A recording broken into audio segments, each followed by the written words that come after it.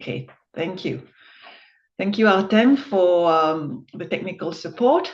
My name is Melissa Lim from the Secretariat of the Basel, Rotterdam, Stockholm Conventions.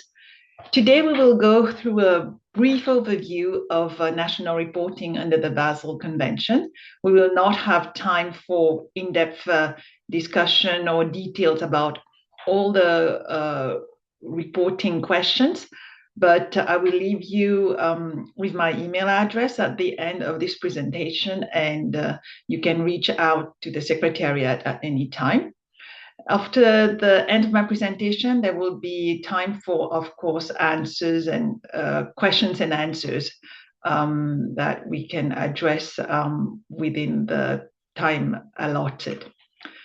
So without further ado, we'll look at the following elements in this webinar on why reporting and how to report. And finally, I'll give you a brief tour of what we call the reporting dashboard.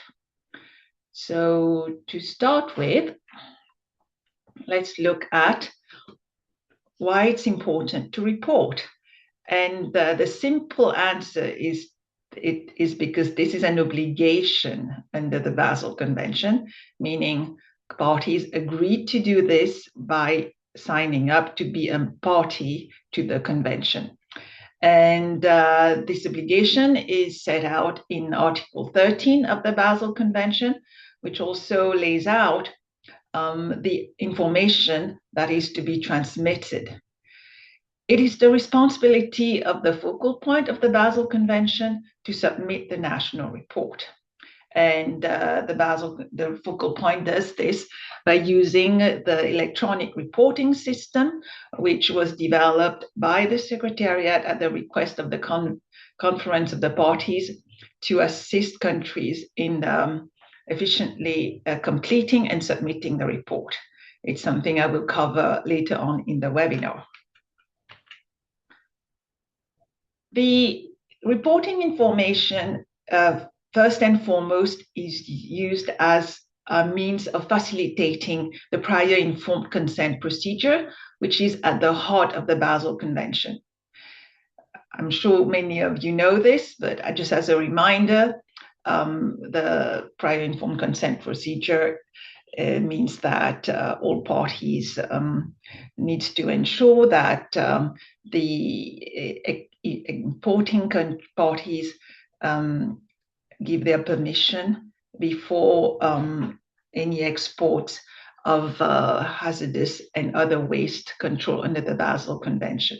And that applies also to transit countries. And so in order for this procedure to be implemented, there's a number of information that needs to be exchanged, and some of these elements are provided for in the national report. The information in the national reporting questionnaire also allows the COP, the Conference of the Parties, to monitor progress in implementation. And the information has been used in various occasions to prepare reports that then supports decision-making by the Conference of the Parties. One of these examples is for the evaluation of the strategic framework for the implementation of the Basel Convention for 2012 to 2021. And at its last COP, the Basel Convention parties also adopted a new strategic framework for the next period. And in this case also, there will be a heavy reliance on national reporting information.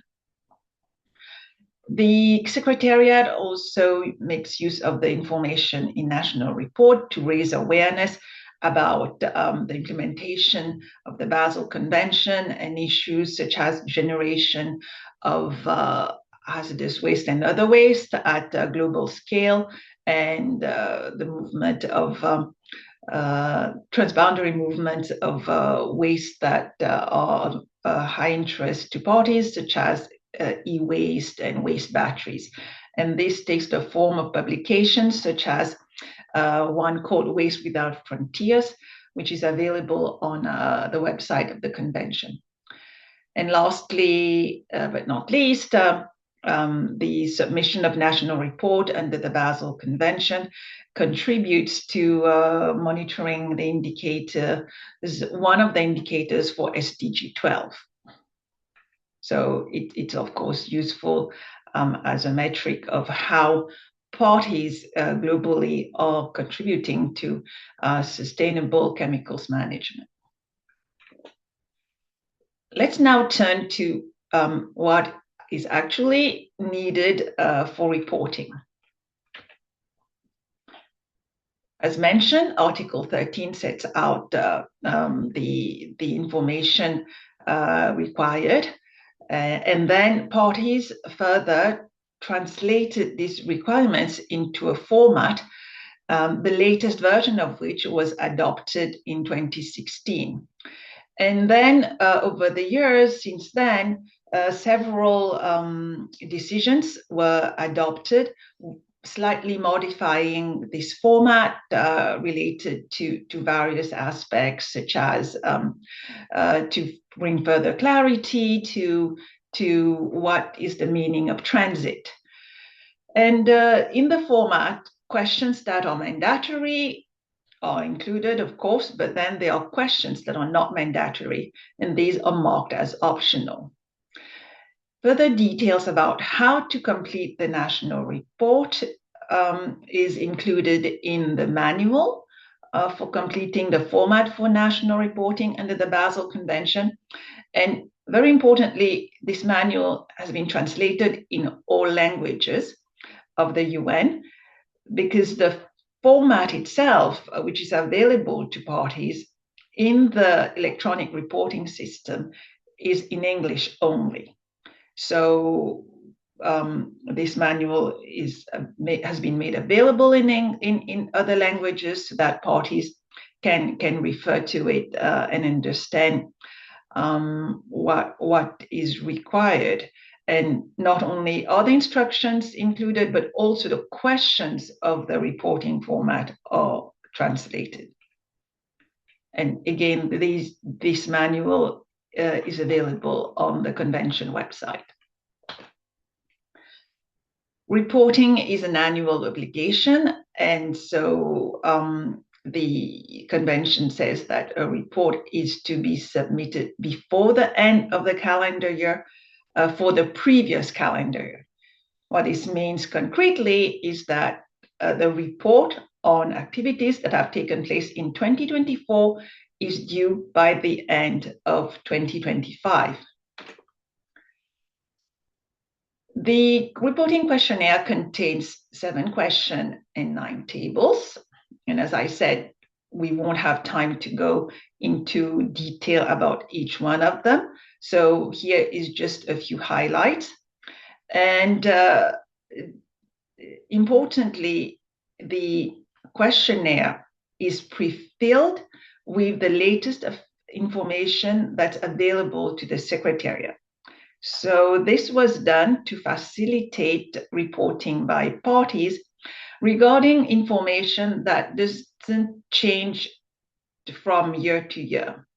For example, control procedures in each country, usually based on national legislation, and this doesn't change every year. So what we do is we take the information provided in the most recent report, and then we include that for the relevant question in the report for the subsequent year.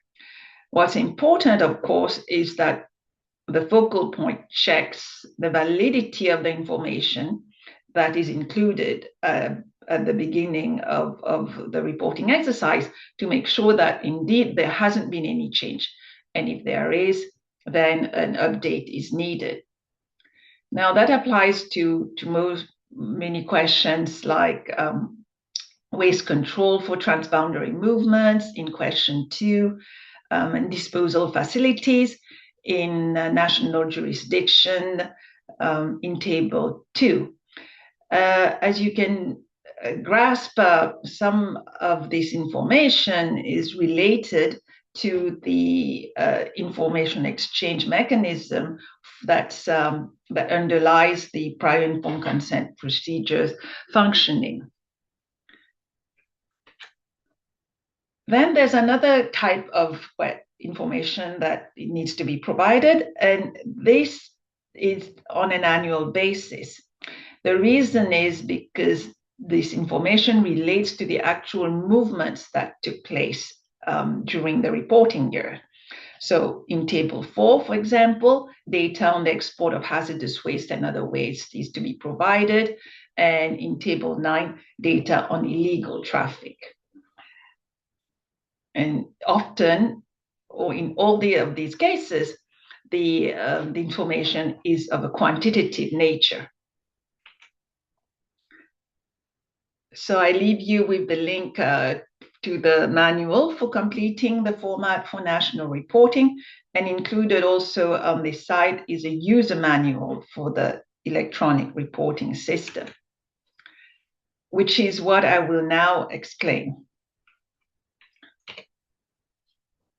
The national reporting format that is adopted by the Conference of the Parties has been transposed into an online questionnaire to make it accessible through an online system, the ERS. And again, this is to be completed and submitted by the focal points. One thing to note is that after the report is submitted by the focal point, it is available for consultation. It's publicly available on our website, but the focal point can no longer change it using the ERS. However, if after submission, the focal point notices a mistake or a further update that needs to be made, they simply have to write to the Secretariat and we can help in making these changes. This is to say that updates are always possible.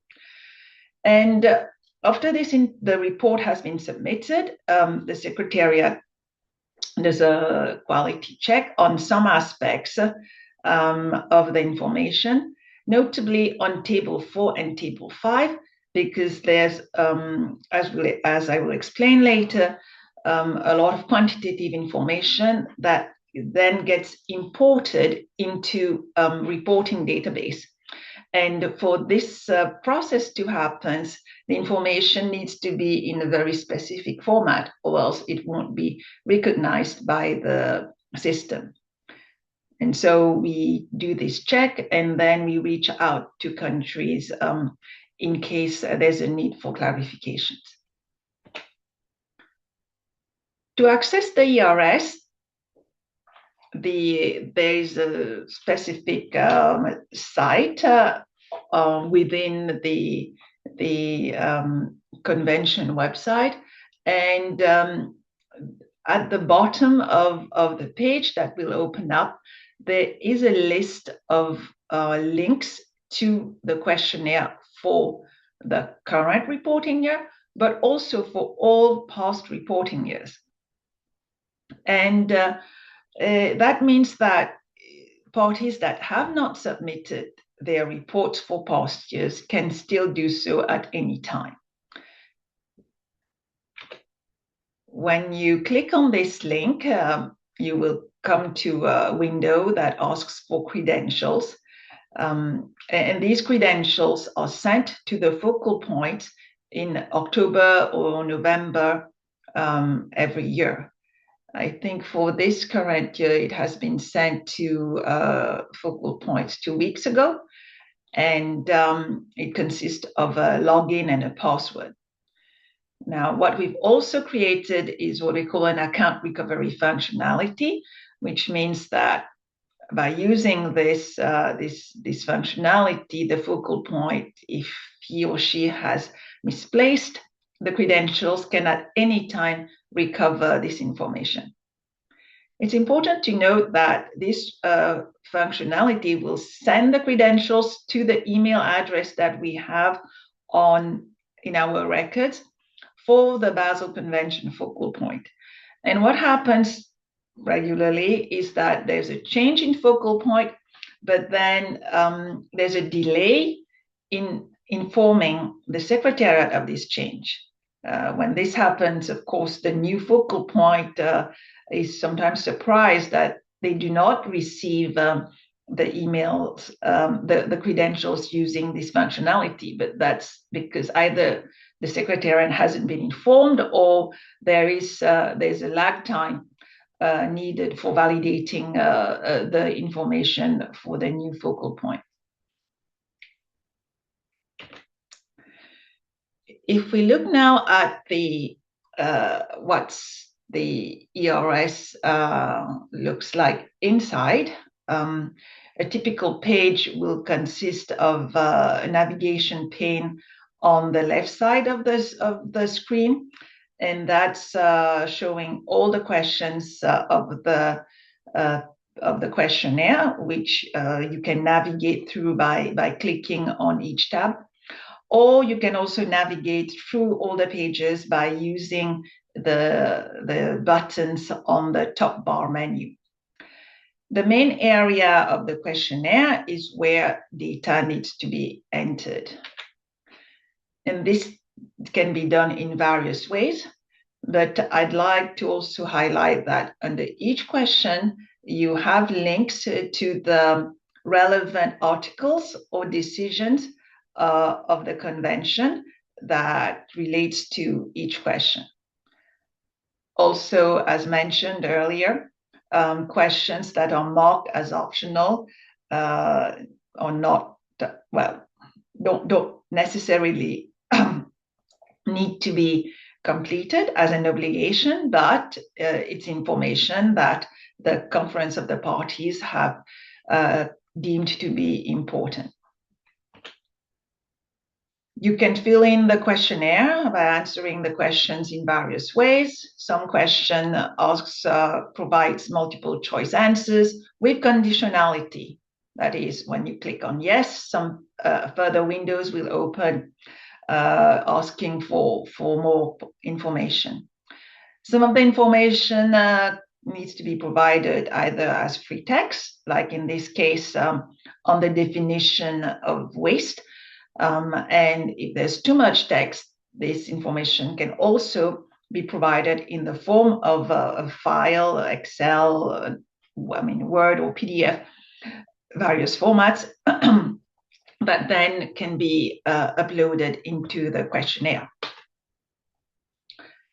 Some tables provide several options for data entry.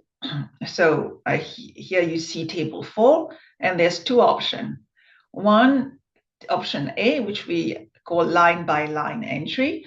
And here, when you will click on this button, there will be drop-down menus for each of the information type requested in this table.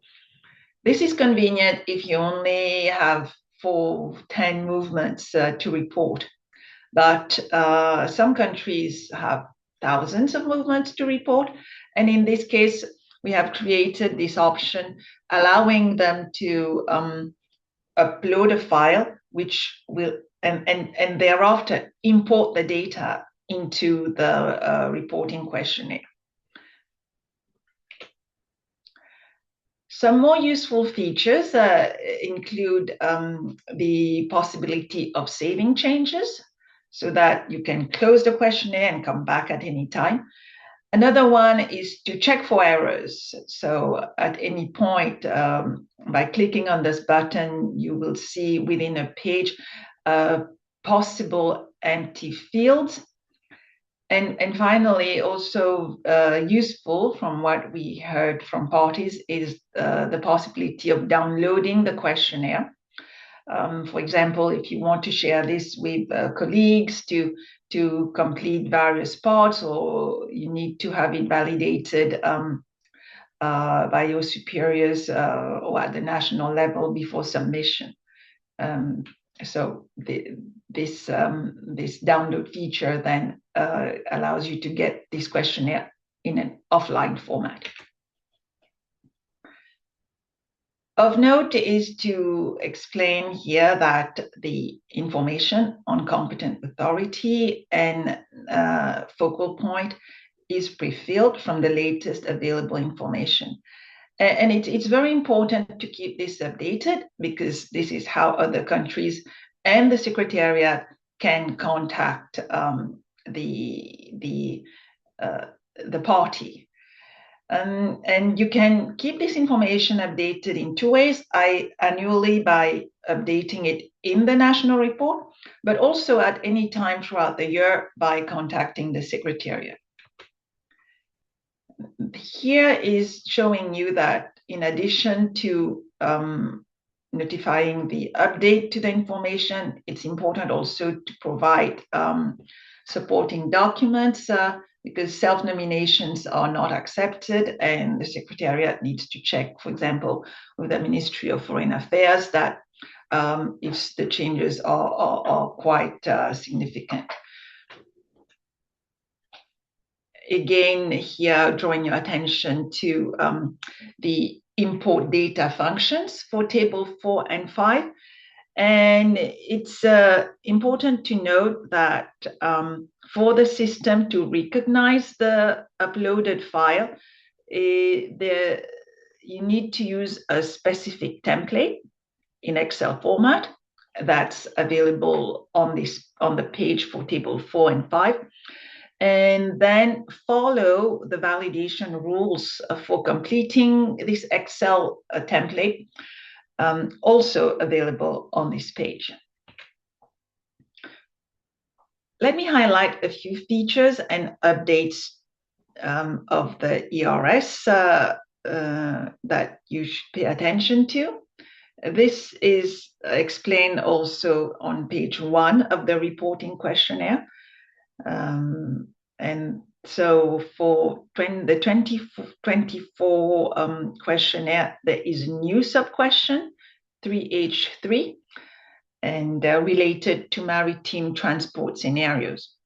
As I explained, the Conference of the Parties regularly updates the reporting format to address various aspects related often to improving the information exchange procedure for the PIC, prior informed consent mechanism. And for example, this 3H3 change resulted from a review of improvements to the PIC procedure, that was undertaken over the past 2 years, and that's continuing right now. On a new change is also to the interface for table 6 on page 14.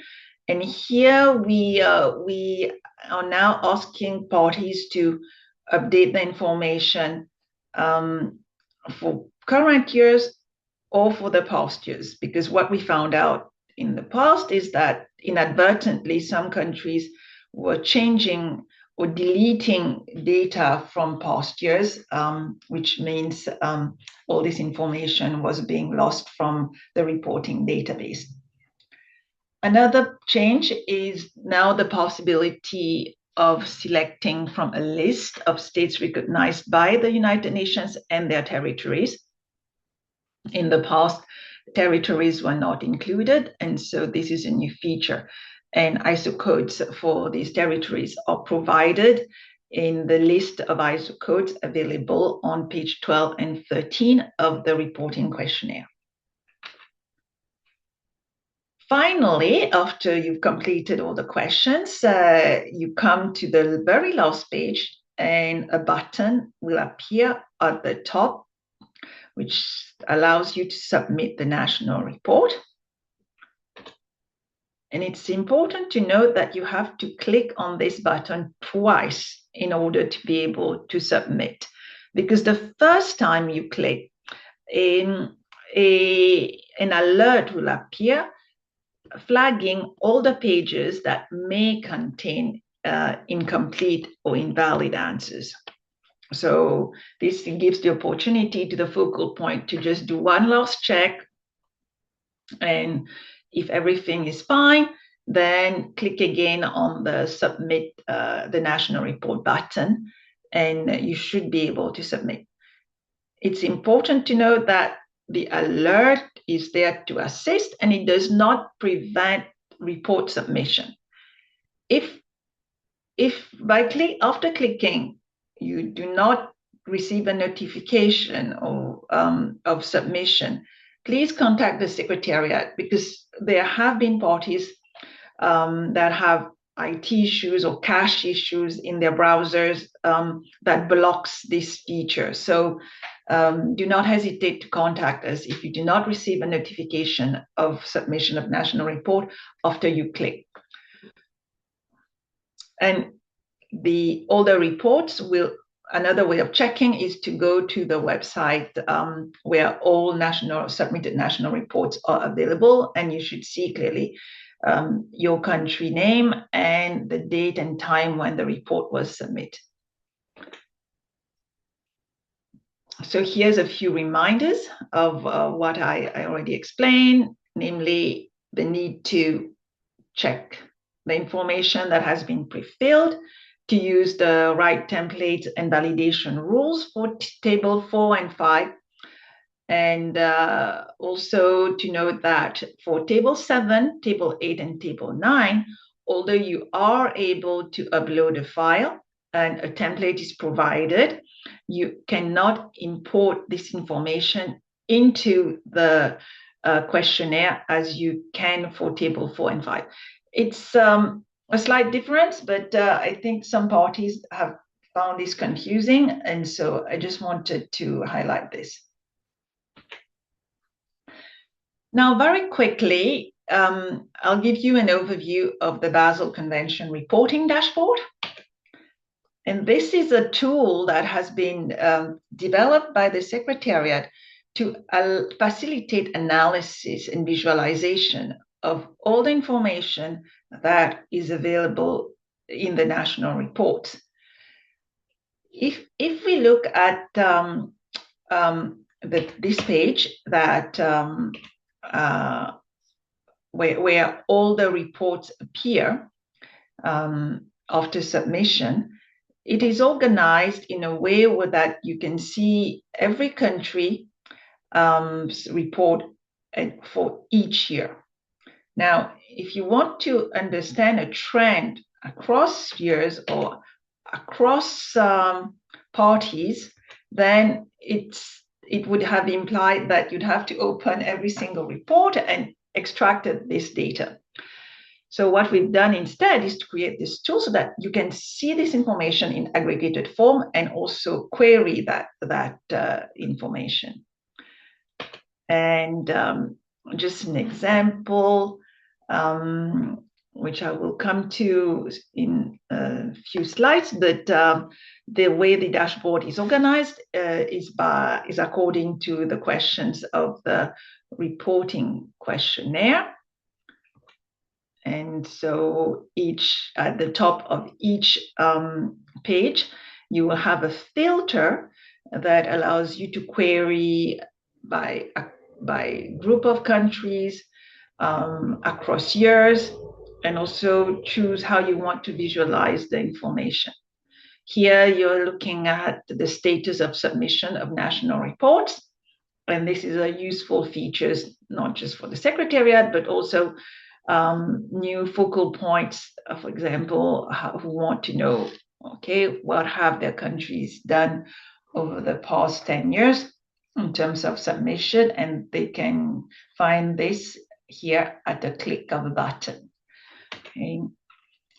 Here's an example relating to question 2A on the national definition of waste used for the purpose of transboundary movements.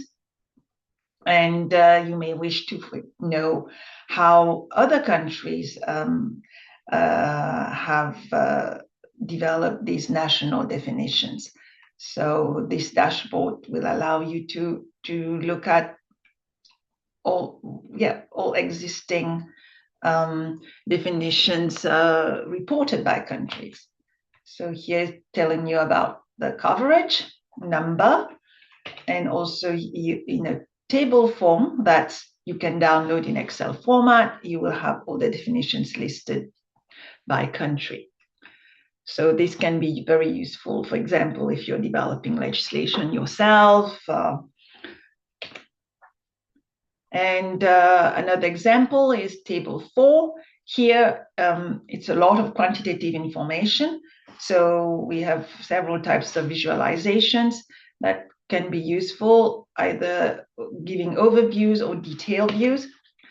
And so the totals can be visualized on a global scale with this map that really shows you very quickly which countries generate more or less hazardous waste controlled under the Basel Convention. Export hazardous waste control under the Basel Convention. And in the detailed view, you can filter by various ways, including by code. So that relates to the specific type of waste as defined in the annexes of the convention. Or you can look at the different years or region. There's many ways of filtering this information depending on your interest. Now, it has been a lot of information, and again, there's no time to go in detail, but we have all the resources available on our website for you to consult. Let me also point out that our sister convention, the Stockholm Convention, also has a reporting dashboard, which has the same functionalities, except that it relates to the reporting obligations under the Stockholm Convention. And then there are a number of additional resources that have, for the most part, been developed by the Implementation and Compliance Committee in its work to assist party in improving their reporting performance. An example is the benchmark report, which really looks at all the questions of the national report and how, let's say, some good practices for answering those questions are. And then we have developed the guidance on inventories of various types of waste streams at the request of parties, including on lead acid batteries and plastic waste. And so all this again is available on the website of the convention. Parties often come to us with a request for technical assistance in data collection and completing the national report. So I'm leaving here a few links to regional centers that have activities related to improving national reporting, and also to the special program, which is a funding mechanism administered by UNEP, and which provides support to parties to the BRS conventions and the Minamata conventions in various ways of implementing these conventions, including in completing their national reports.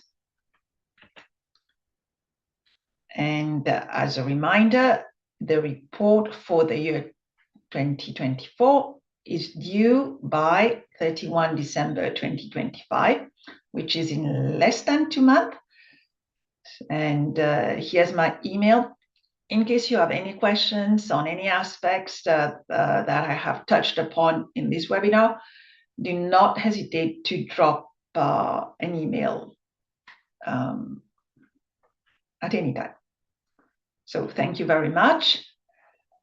We will now have some time for Q&A, and you can raise your hands by using the functionality at the bottom of your screen, or also if you would like, you drop your question in the chat.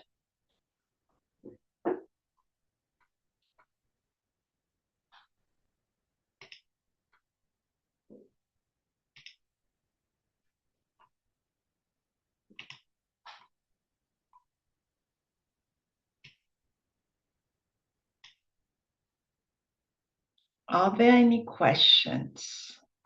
I see there is one, and it's Asane Diop. Asane, you have the floor. Hello. Yes.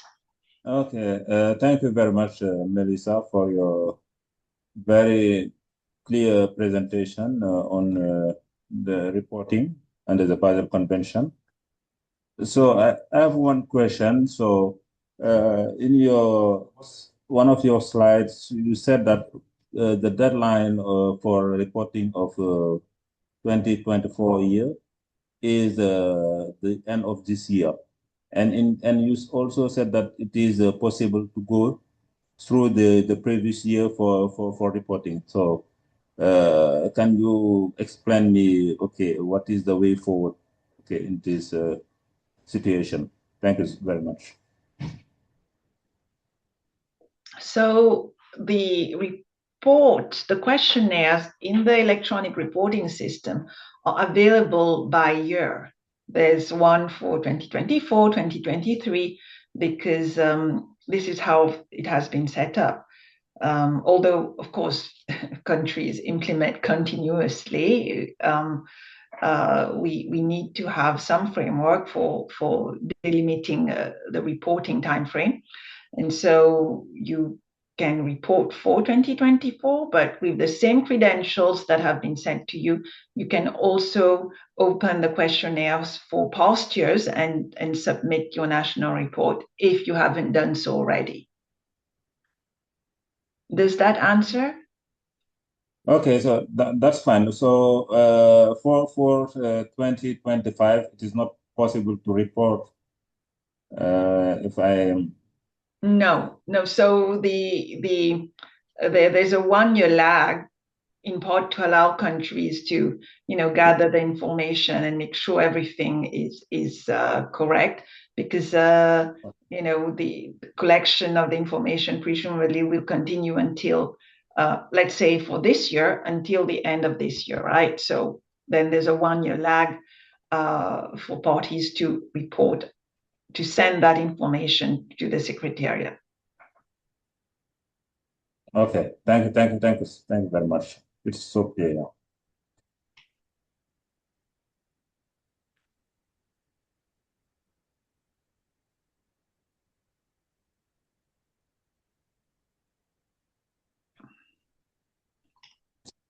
And I think in the chat, there was a question about whether the manual is available in French. So yes, the answer is yes, and it's also available in other UN languages. And that includes the reporting questions themselves, not just instructions about how to fill in those questions.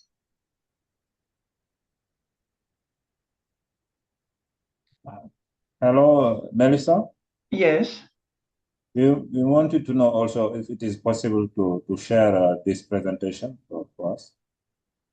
Yes, the presentation will be shared with all participants after the webinar. Great.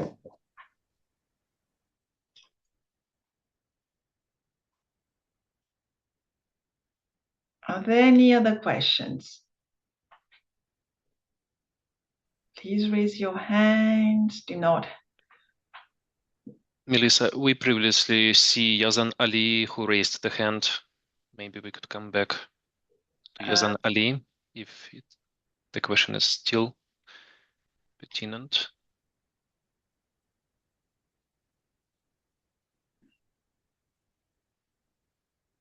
No, doesn't seem like it.